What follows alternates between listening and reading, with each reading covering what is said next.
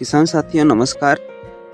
खेती से जुड़ी जानकारी किसानों के लिए बहुत ही महत्वपूर्ण होती है, इसलिए आज हम बात करेंगे कि सरसों की कटाई के बाद आप अपने खेत में कौन कौन सी फसलें की खेती कर सकते हैं जो आपको कम समय में अधिक मुनाफा दे सकती है।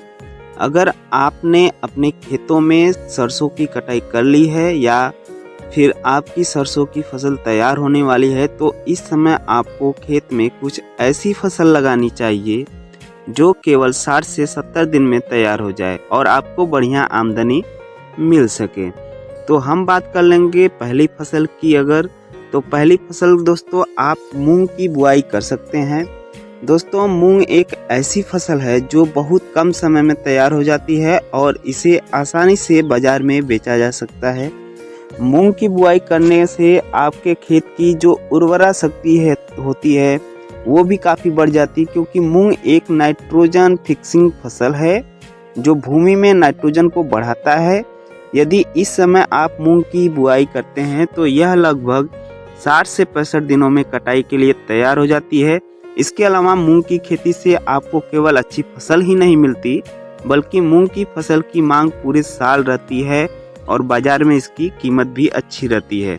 यह फसल भी एक अच्छा विकल्प हो सकता है यदि आप अपने खेतों से जल्दी और अच्छी आमदनी चाहते हैं तो।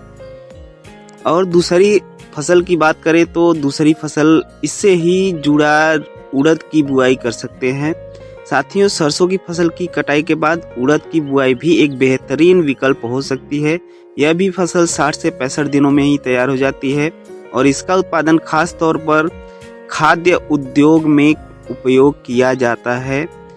उड़द की बुआई करने से आपके खेत की उर्वरता भी बढ़ेगी, क्योंकि उड़द नाइट्रोजन फिक्स करने में सक्षम होती है।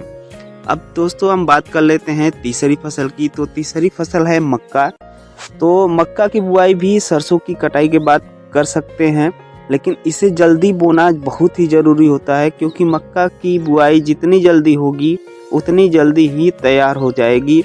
हालांकि मक्का की फसल में पॉलिनेशन की समस्या हो सकती है यदि मौसम बहुत गर्म या बहुत ठंडा हो, लेकिन सही समय पर बुआई करने से यह समस्या कम हो सकती है। मक्का की फसल की मांग बाजार में बहुत है और इसे आसानी से बेचा जा सकता है। यह फसल 70 से 80 दिनों में तैयार हो जाती है और मक्का के दाने उच्च गुणवत्ता के होते हैं जो खाने और उद्योगों में उपयोग किए जा सकते हैं। अन्य फसल अगर आप बोना चाहते हैं तो इसमें बेल वर्ग की फसलें हो सकती हैं। दोस्तों अगर आप सरसों की कटाई के बाद सब्जी की खेती करना चाहते हैं तो इस समय आप बेल वर्ग की फसलों में जैसे खीरा, लौकी, तोरई और करेला जैसी फसलों की खेती कर सकते हैं जो जल्दी तैयार हो जाती है और इनमें से अधिक फसलें गर्मियों में बहुत मांग में रहती हैं। बेल वर्ग की फसलों की खासियत यह है कि यह सरसों के डंठल और खेत के बाकी हिस्सों के ऊपर चढ़कर फैलती हैं, जिससे खेत में एक प्रकार का प्राकृतिक शेड तैयार हो जाता है। इसके अलावा बेल वर्गीय फसलों का सरसों कटाई की बाद बिजाई करने का एक फ़ायदा यह भी है कि आपको इसमें खेत की तैयारी करने की आवश्यकता नहीं होती है। इसके अतिरिक्त यह फसलें 30 से 40 दिनों के अंदर बाजार में बेचने के लिए तैयार हो जाती है। इनमें से खीरा और लौकी की विशेष मांग रहती है और इनकी बाजार में बहुत ही कीमत मिलती है। इसके अलावा इन फसलों की इन फसलों की अगर खेती से बात करें तो आपको एक प्राकृतिक शेड भी मिलता है, जिससे गर्मी में फसलों को नुकसान भी नहीं होता है। अगली फसल के बारे में यदि बात करें तो अगली फसल आप लगा सकते हैं धनिया और भिंडी की। यदि आप समय से धनिया की खेती करते हैं तो धनिया की बुआई करने से आप कम समय में अच्छा मुनाफा कमा सकते हैं, क्योंकि धनिया की बुआई करने का सबसे अच्छा समय वह होता है जब आपके खेत खाली होते हैं।